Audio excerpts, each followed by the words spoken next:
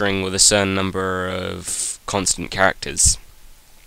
Let's go ahead and run this. You can see 21s. I'm not going to count them out. I'm sure you trust me. Let's leave that on there, just so we don't have to comment it out. Another thing useful in strings is that whilst character arrays, yeah, they had functions, they were a bit difficult to handle, the functions, and you also had to include another library to get those functions. String, when you include the string library, you get the string class and you get the string functions all in one. So these functions are a couple of the functions you get in the string class. You get the size function, which will find the size of the string, and also the length function, which will find the length of the string. They do the same thing, really. So you can use either one. It's just which one you like more, I guess. Now, I said they're the same. I think they are different, but I'm not going to cover whether they're different until later, because we don't need to cover it until later anyway, so don't worry about that for now. Let's just see what happens when we run this, though. Okay, we get 13 and 13, because there's 1, 2, 3, 4, 5, 6, 7, 8, 9, 10, 11, 12, 13 characters. And the two values are the same, of course, because as far as we're concerned, they do the same thing. Now on to appending to strings. So we declare a string called appending and assign it a value of hello, comma, space, and then another string called append bit and assign it a value of world, period. And then we output appending and we output append bit together. And then we say appending plus equals append bit. And like using ints, if you have like an int 5 plus equals 6, or actually that's not a very good example because you need to use variables. Okay, so you had this.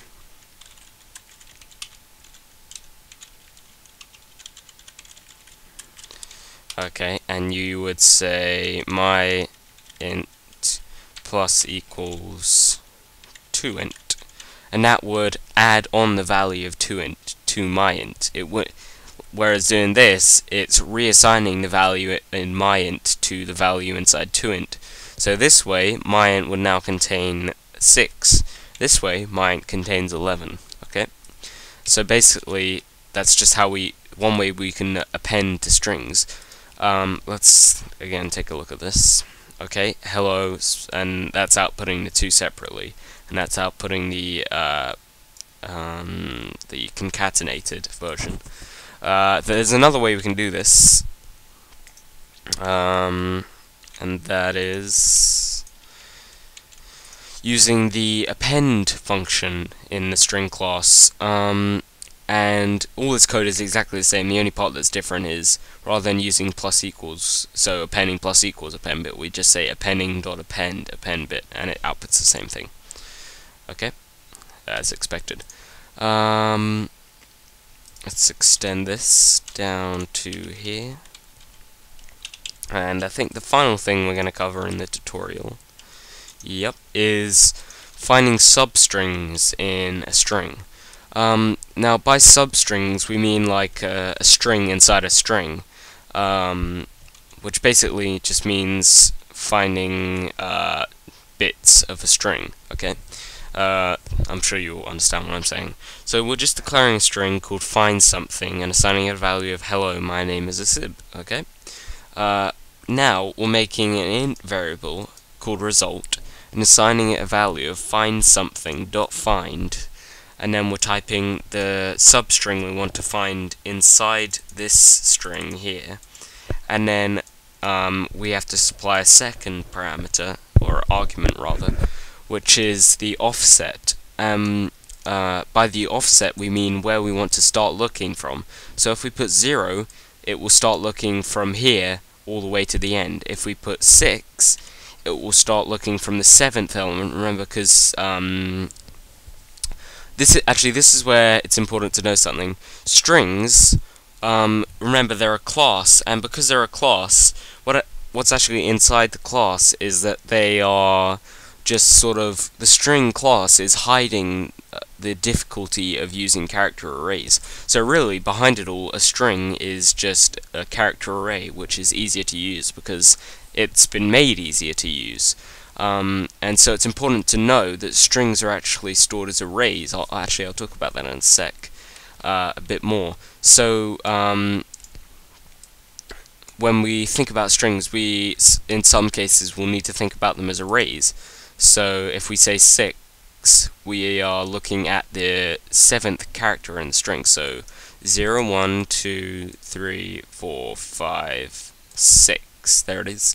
So the 7th character, or the 6th element, because of the 0 offset in the string, find something is a space. And so now it will look for the substring asib from 6 onwards. I'm actually going to change this. I'm going to look for hello first from the start of the string. Now what we're doing to check if it found it is we're saying if result is not equal to std string endposts. And basically string endposts is it's like a constant value, which basically means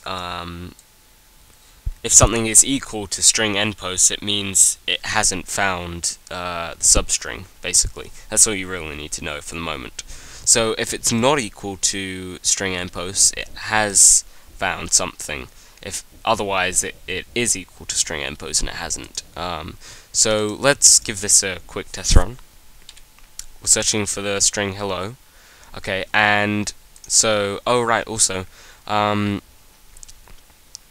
the value that will be assigned into result, when you use the find function, it returns the point at which the substring started. So in this case, if we actually found hello, which it is in there, it would find it starting at the 0 place, and we're just outputting the offset, so we're saying found at point result. And so it says excuse me, it says found at point 0. Now let's change this number here. One sec, let me close this program, sorry. Let's change the offset so that we actually start at the 7th element, or even the 6th element, so 5, which would be the comma, and so it won't actually find it, and we'll see that it does work. See, it does not work. Now let's actually put this back to 0, but we're going to change the substring to asib, so we can see that the result, the value inside the int variable result, changes depending on where the string starts. So let's just make a hypothesis of where the value that will be assigned to result. So 1, 2, 3, 4, 5, 6, 7, 8, 9, 10, 11, 12, 13, 14, 15, 16, 17, 18, 19. So it's the 19th character, which means it's the 18th element. So hopefully result will output works found at point 18. Let's give it a shot. And as expected, it says works found at point 18. Okay. So that's pretty much it. Oh wait, I wanted to talk about one thing which I forgot to put in when I first typed it up. I talked about how strings are actually just disguised character arrays. So what we can actually do is say hello world.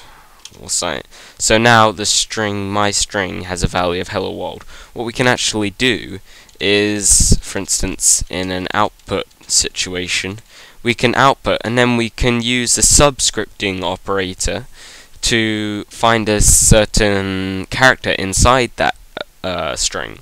So if we put, for instance, 8, it's going to output the 8th element inside that string, because remember, let me say this again, strings are just basically disguised character arrays, so we can use them as if they're arrays in this case.